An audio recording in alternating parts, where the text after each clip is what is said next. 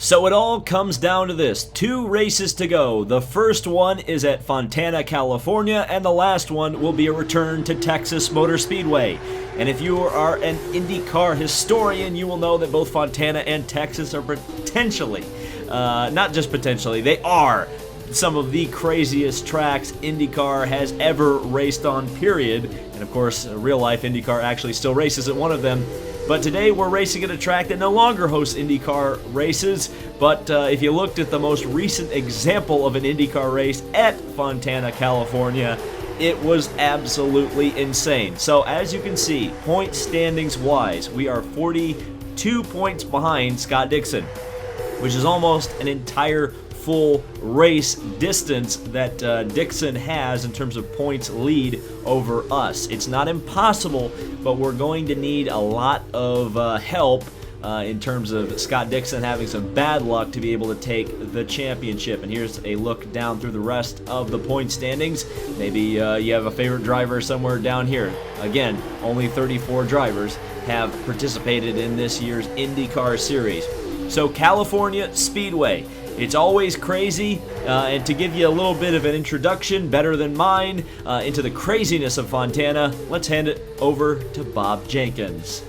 The penultimate race of the series is here at California Speedway in Fontana, California, 50 miles east of Los Angeles. Opened in 1997, this is one of the most modern racing facilities in the United States. The circuit is a 2-mile, high-bank, D-shaped oval where cars run the standard low downforce speedway wing configuration. Speeds faster than 220 miles an hour are common, and the wide straights and multiple racing grooves make for exciting and close pack racing. Everyone is going to be racing flat out here, so make sure your car is set up with that in mind. Riding in the draft of the car in front of you saves fuel and also helps you make a crucial move for the checkered flag late in the race. So, thanks to Bob Jenkins for that intro, and as you can see, the speeds are, well, Felipe Giaffoni's at 229, so is Tony Kanaan, almost at 230 miles per hour. Gonna be tough to beat that speed. Looks like we've got a pretty stout entry list as well, one of the larger of the season, which doesn't surprise me a whole lot, considering Fontana is a track that can handle lots and lots of cars. So, let's qualify. Let's see where we can place our car to go racing at Fontana. So we're going to add a little bit of front wing to the car. Not going to go the full half a turn we could, but we're going to go with 1.30. Fuel load at 5 laps. That'll ensure that we have a low fuel number as the AI is going to derp out heading onto the racetrack for the first time. But it's going to ensure that we have a nice light fuel tank, but not run out before the end of the qualifying attempt. So 230 we're going to be shooting for in qualifying. In testing, I was around the 228 mark, but it seems like a lot of times, for whatever reason, when you actually go out to qualify, I guess they mess with the engine map or something, and you can always get a little bit more speed. But this track is very interesting because it's very, very bumpy. It's actually a lot more bumpy than Michigan, despite the fact that Michigan has a lot harsher winters, at least in real life. Of course, I don't think Fontana has ever been repaved in real life from where it was or when it was paved originally in '97. So that's another thing to deal with. Of course, this is kind of simulating 2003, 2004, and obviously Fontana's had a lot more wear and tear on its surface since then. I guess the sun beating down on it would kind of help wear the surface, but who knows. The bumps are the worst out of turn 2, and we're going to see what we got here as we cross the line. So 225 is the warm-up lap. I know we can do a little bit better than that. I'm not going to shift into 6th gear this time. Try to get the car. Well, we didn't get it quite down near the white line. I think the white line's really where you want to be. 223 off of the corner, and didn't really get up into the bumps, so we weren't really quite on the limit through 1 and 2. Let's see if we can get a better line through 3 and 4. No, not quite. Still about a lane and a half off of where we need to be. We'll cheat a little bit down here. Underneath the white line, 226.9. So right or about to where I thought we'd be. But that's a nice aggressive line through there. Let's see. Oh, we're going to push up quite a bit. Through the bumps we go. We'll see if that actually helps my lap time or hurt it. As head down the back straightaway. Turn in. Come on, get down there, get down there, get down there. That's much better. Much better through 3 and 4. Didn't lose nearly as much speed. Off at 224 miles an hour. Right down next to the grass. 227.8. That run puts you in 10th. So 10th spot, not bad, not great. The pole position goes to Helio Castroneves at 233. I don't think we're going to get to 233. I don't know. They must be able to trim their wings out a lot more than I'm allowed to, because I don't know how you get 233. That's like a 6-mile-an-hour difference. Good God, he laid it down. Castroneves laid it down here at Fontana. Dixon will roll off 4th, and well, let's head to the race and take a full look at the starting grid. So Helio Castroneves will roll off from the pole position at almost 234 miles an hour. Kenny Brack will be alongside. Dan Weldon inside row 2 alongside Scott Dixon, the points leader. Row 3, Vitor Meira and Tony Kanaan, an all-Brazilian row 3. Row 4, Felipe Giafoni alongside Thomas Scheckter. Inside, row number 5 is Sam Hornish. Outside is me. Row 11. Position 11 is Alex Barron alongside his teammate Toru Takagi. Roger Yasukawa and Jill DeFerrin in row number 7. Row number 8, Brian Herta on the inside, and outside is Greg Ray. Row number 9, row number 9, Al Unser Jr. and Ed Carpenter, Scott Sharp, and Sarah Fisher in row 10. Row 11 is AJ Foyt the 4th alongside Dario Franchitti. Buddy Rice on the inside alongside Robbie Buell in row number 12. And bringing up the rear is Mark Taylor. And guess who's missing, everybody? Our Lord and Savior, Buddy Lazier. So, not sure why he didn't show up. I think, if I remember correctly, in the real-life 2003 IndyCar Series, Lazier was actually replaced at the end of the season for Richie Hearn. They figured, the performance has to be the driver. It couldn't possibly be the fact that Hemmelgarn Racing was using a Chevy engine that was quite outdated at that point, and it was definitely the driver. But anyway, we're underway. Just an FYI, Richie Hearn did not do all that well either in that car. So yeah. Anyway, just a little bit of a Buddy Lazier fanboy moment. But we're underway here at Fontana, and we definitely got a little bit snookered on the start. But we can't pass before the line on the initial start, so it was kind of a pointless endeavor to try to, make up 100 positions. And this game actually does punish you for that, unlike the NASCAR games. Oh boy, we've got Alex Barron looking to the outside, and now here we go. Absolutely had a huge run off of turn 4. Get a couple of positions as we send it off into turn number 1. Lots of bumps, a little bit of understeer arrow push, well, a lot of understeer arrow push out of turn 2. So you can see what the pack does to an open wheel car. We're in fuel mix 2, just saving a little bit of fuel. Don't need to go for it too hard, but we do want to avoid what happened at Chicagoland, where we had a car spin in front of us. We had to get in the wall and pretty much ruin the race, as we're going to be 3 wide with Vitor Meira and Tony Kanaan. Vitor backs out of it just a little bit there. We're around a couple more positions. Here's where we work off into turn 1, just trying to keep out of the dirty air, where we kind of wash up into it, bouncing over the bumps out of turn 2. Down the back straightaway, side by side, with Tony Kanaan nowhere to go into turn 3. Whoa, Weldon was very slow there. We'll have to back out of it again. And here comes Kanaan down to the inside. Nowhere to go. Trapped on the outside behind Dixon. It's a 200-mile-an-hour pace lap. Well, we're going to try to break that party up. Let's see if the outside lane works a little bit. No, not really. Now we lose that position to Kanaan. Ooh, baby. Oh, baby. Oh, baby. Oh, boy. Oh, Kanaan got out of the throttle out in front of me, and I dove off the throttle. Thought I had it. Thought I was out of the problems there, and then turns out I wasn't. Caught the back of Tony Kanaan's car, got the back end coming around on me, and I don't know how I saved it. That was a lucky deal right there. And now we're mired deep in traffic. Being stuck on the outside is not the place to be. I'm going to crank the engine up. We're going to try to go for it. We need to get out of this traffic as quickly as possible. Oh, just look at the gigantic pack. Fisher backs off in front of me, so that didn't help matters at all. And here comes Dario to the outside. I believe that's Franchitti. Yes, it is. So I'm going to get a little bit of a gap here. Try to drive it flat out through 1 and 2. Should be able to get a good run here, and then hopefully slingshot past a few of them on the back straightaway. We're pulling A.J. Foyt the fourth and Dario up into this pack as we blast past Ed Carpenter.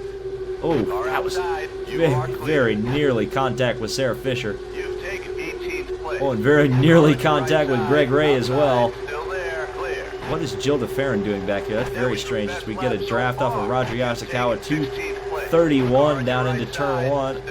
Oh, another real close call with Tora Takagi right there. But we got to go for it. Around Brian Herta. And to the inside of Alex Barron, so we're right about where we qualified. Ooh, in behind Al Jr. He was lifting off the gas. Will sneak to the inside. Will sneak to the inside. And Dixon has taken the lead from Weldon. In fact, Weldon wasn't in the lead last time I checked, but Brack and Castroneves, who were on the front row, I guess got shuffled out, which is a bit disappointing. We need Dixon to fall further back than that. And now we got a couple of the Chevy-powered cars working around the outside of Hornish, along with Vitor Mira. Hornish moves to the inside. We'll get a double draft, as Bobby Unser would say, and pass them both down the main straightaway. So now we're burning quite a bit of fuel. We're moving up the pack. Let's see if we can go down a little bit on the fuel mix. And of course that immediately allows Hornish to get a run down to the inside. And he'll get that spot back. But I guess we'll just leapfrog here for a little while.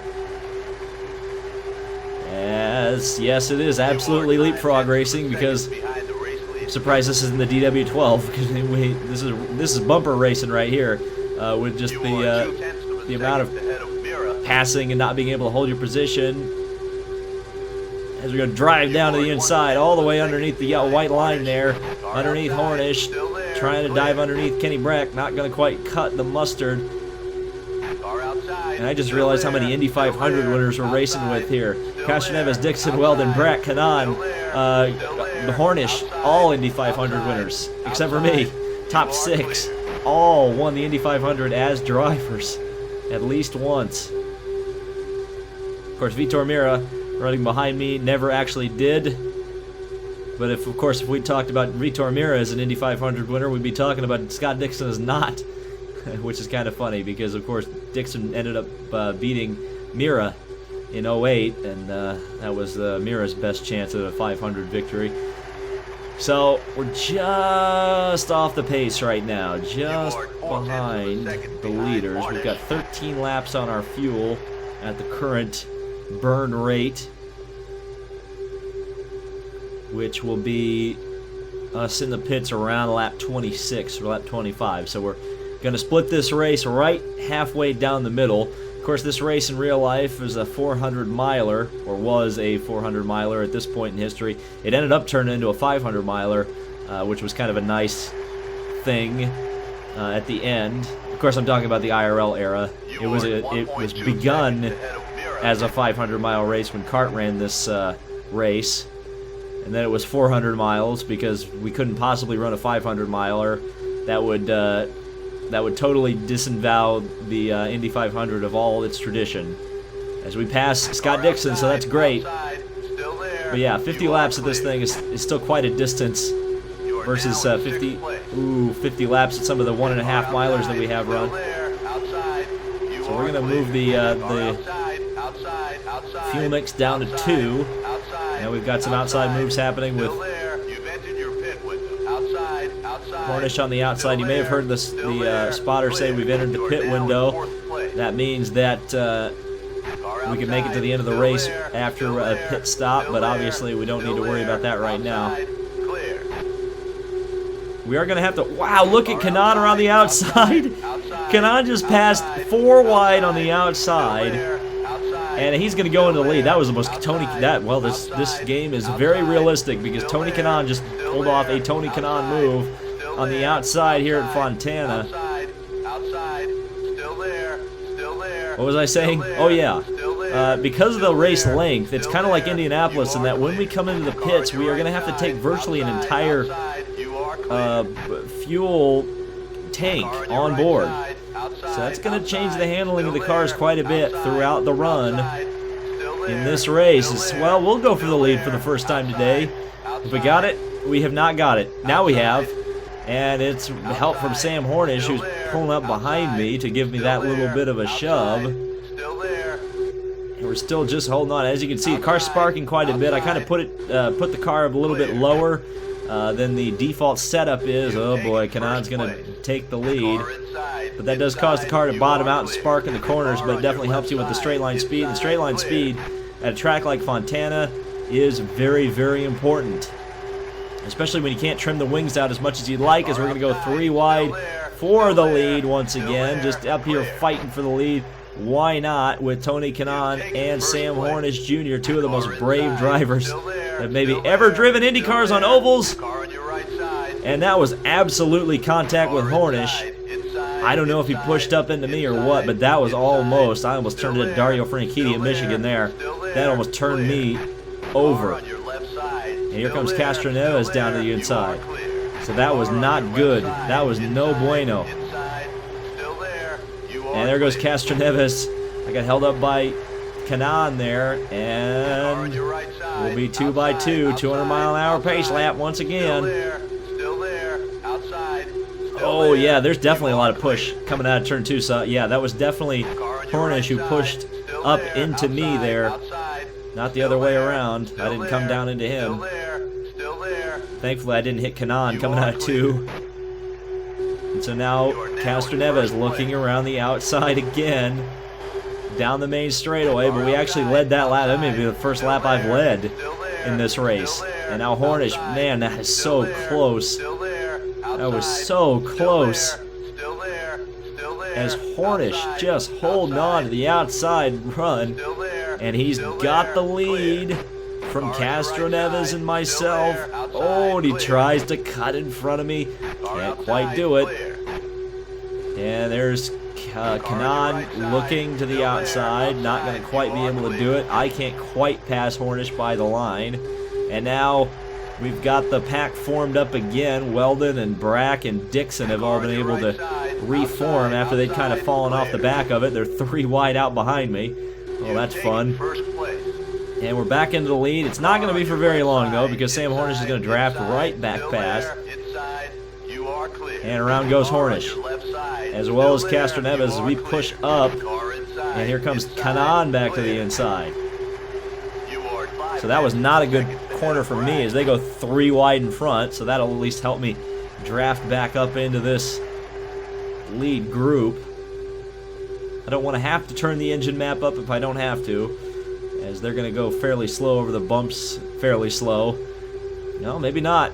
They're starting to pull away a little bit. So up the engine map we go, all the way up to fuel mix 7. I'm just going to run in this for the absolute minimum amount of time to get back up into the pack, which I now am. So back to fuel mix 2. And have a really good run on Castroneves and Hornish and Kanan. Yeah, no reason to lift out of it. I'll just pass him. Thank you very much. I appreciate it. Now I'm going to hold the bottom. If they want to pass me, they can do it around the outside. It's not happening to the inside. And actually, I've actually been able to pull out a lead, which is a little bit surprising. Down the back straightaway, though, I was able to do that. Here comes Kanan.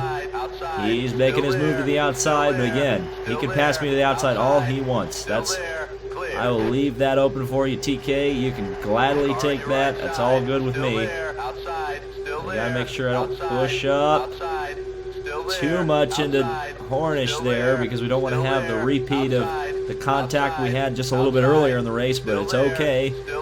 Hornish makes the move around the outside, and now, oh, a little bit close on the entrance to turn 3. I think bottoming out heavily again. 2.5 laps to go before we have to come into the pits. So we're just kind of maintaining a race pace right now, 2:19. Not a great pace right now. We've been side by side with Hornish virtually this entire lap. He's saying pit next lap. I think we can make it one more round. Actually, should absolutely be able to make it one more round. That was contact with Castro Neves, who dove to the inside. So we're 3 wide as the leaders are going to peel off into the pits. So we'll take a lap lead here. You are now in first place. Your fuel is low. And just try to hold on to it here. I'm going to keep it in fuel mix 2. We'll come in this time around. That should space us out from the rest of the field, which I was trying to do. And obviously, when I mean space out, I mean I don't want to come into the pits with everybody else, because cars entering and exiting the pits loses you a lot of time. So here we come through turn 4, down onto the apron, and I'm going to try to get it down to 60 right by the line. Try not to lose too much time, and which we did. I thought it was going to be pretty close there, but we're okay. I'm going to go with 30 laps on the fuel. Don't need to touch the wings any. Yeah, 30 exactly. And now people are coming out of the pits, so hopefully we don't get held up too much, which it doesn't look like we have been. So that's a good thing. Into the pits, nice and easy. Kind of screwed Greg Ray there a little bit, but it's okay. So those guys are all going to have to make up an entire lap on me, who are coming out of the pits right now, as we just wait on the fuel, wait on the tires. No repairs obviously needing to be done, and out of the pits we go. So back to the racing should be pretty soon here. Please don't lose control, AI car. Thank you very much. So back onto the track. Now the thing is going to be a key right here is cold tires. Cold tires are going to be a big deal right now. So we've got 30 laps in the fuel tank. That is above what we need to finish the race, which is exactly what I need. So here comes Tony Kanaan. And Tony Kanaan is up to speed, which I am not. So around goes Tony Kanaan. Here comes Sam Hornish Jr. Oh, and Hornish made a little bit of contact, because of course he did. Hornish is just driving like absolute, like he absolutely wants to just bowl over everybody. Death Race 2000, or I should say, since this is IndyCar Series 2005, maybe Death Race 2005. But regardless, tires coming up to temperature. I had to lift off just a little bit in 1 and 2. I didn't want to have too much havoc going on there. Felt like the car was pushing up. Here comes Hornish. We'll let him by. 2 cars are faster than 1 at a track like this, so this is exactly what we need to be doing. We'll draft up behind Hornish, leapfrog around him. And we'll work with Hornish to get to Kanaan. We're in fuel mix 7, so we got plenty of speed, plenty of fuel to be able to make it to the end. That's not a concern. Tires, of course, are fine, and they should be fine because we ran our longest stint on the tires we started the race with. So now, getting a draft behind Kanaan. And now things begin to get interesting, because now it's going to be a battle between us, Kanaan, and Hornish for the win. This is going to be the first real fight that we've seen in this career mode, at least from us, and being able to having to fight the whole way to the end. It's going to be a full bare knuckle fist fight, I think, for this last 20 laps. Because I don't see any way I'm going to be able to break away from the rest of the field. And by the rest of the field, I mean Kanaan and Hornish. But hey, anything's possible. I'm definitely going to run in fuel mix 7 till the end. No reason to conserve now. With 20 remaining in the race, as you hear, best lap so far, 226 miles an hour. So we're really increasing the race pace. But the folks behind us are increasing with us. And I suspect Hornish and Kanaan and myself, we're going to be able to gap the field quite a bit running this fast towards the end here. And it looks like what's promising to me is that Dixon is not even in the top 7. He's in 8th spot. So that's very nice as we go even faster on this lap. Probably a 227, and we're actually pulling away. I'm surprised, but we're pulling away from Hornish and Kanaan. So 1/10 of a those second two ahead fighting of with Hornish. each other is not helping their cause very much. Not quite 227, 226.8. But that's pretty fast. As we bounce around on the bank and get hit. I'm just pulling away. I don't know. I guess I broke the draft, but I wasn't really thinking we would. Will there be lap traffic? That's another kind of question mark I have before the end of the end of this race. If there is traffic, that could throw a bit of a monkey wrench into things. But seeing how long the track is and seeing how packed up everybody seemed to be, at least early on, wow, we are just pulling away. How is this possible? Fuel mix 7 is God mode, apparently. Because at 226.5, you consider where they qualified. They qualified a heck of a lot faster than that. So the fact that we're able to just gap them like this You is are 1.6 seconds ahead of Hornish. very, very surprising to me. But again, it's good for us. I'm a little bit worried about Dixon and whether or not he's going to be able to pull up through the field. I'm really, really hoping that Sharp and Mira and Schechter and a few of those other guys catch Dixon before the end of this thing. But man, I'm just completely gone from Kanaan and Hornish. I thought this was going to be a fight, a bitter fight to the end, and it hasn't turned out to be that. Right now, I'm able to run 226-mile-an-hour laps, and that's more than enough to stay away from the rest of the field. 2.8 seconds ahead of Hornish. You are 2.9 seconds ahead of Kanaan. Oh, okay. Well, yeah, there is lap traffic up there, too. I see the little dots that are moving along. It's definitely a pixelated game, this one, but you can definitely tell when you're coming up on lap traffic. So traffic is going to be a key before the end of this race. We've got 19 laps in hand, so fuel, not an issue. Shouldn't be an issue to the end. But traffic probably will be an issue. Now, I'm hoping they're not too packed up. And it doesn't appear that they are, which is going to be a good, positive thing for me. It's 4.5 seconds ahead of Kanaan. This is crazy. This is just surprising to me. But hey, you know what? I worked with the setup. This is why we test, I guess. You know, I had a good setup coming in. I drove the right race through, kind of the first stint when everybody was packed up. Now, what could, throw this completely for a loop? It's unlikely. But if a yellow flag were to come out and we get a restart, because again, the track's long enough that they can get a wreck cleaned up in time to go racing once again.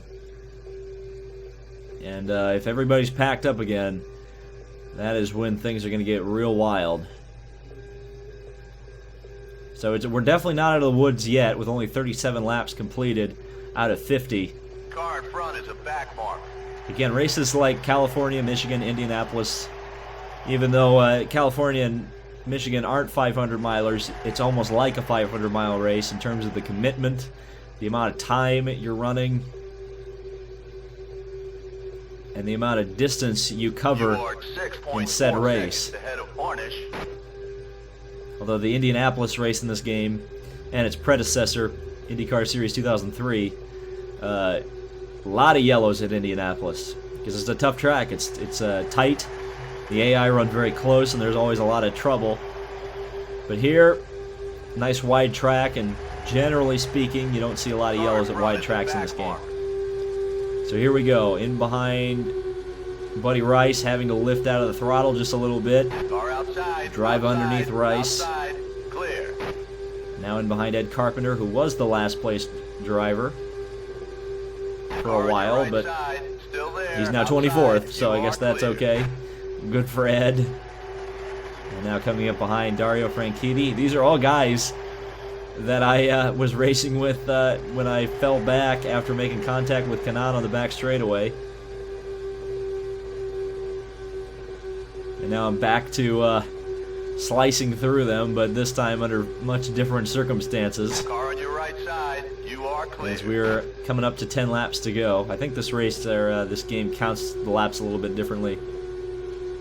So lap 40 of 50 really means we're crossing the line now and actually going to have 10 laps remaining in the race as we pass Sarah Fisher there and move on to lap number 41.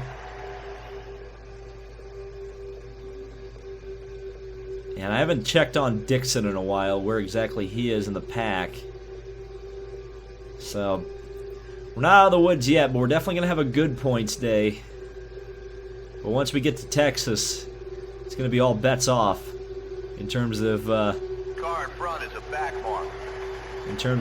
what we're going to have to do. I mean, we know what we're going to have to do. This championship is all about, at least these last 2 races, getting 2 wins. We've got a good shot at a win. I'm not going to say we have the win in the bag right now, but Texas was not very good to me the first time we went there. And the second Texas race is a day race, so it's going to be a little bit different from the night race we had after Indianapolis. So that's another thing to consider as well. All of these things you have to consider. So I'm going to have to work on my Texas setup to make it not completely undrivable. Even though the qualifying setup I actually put on the front row, if you'll remember.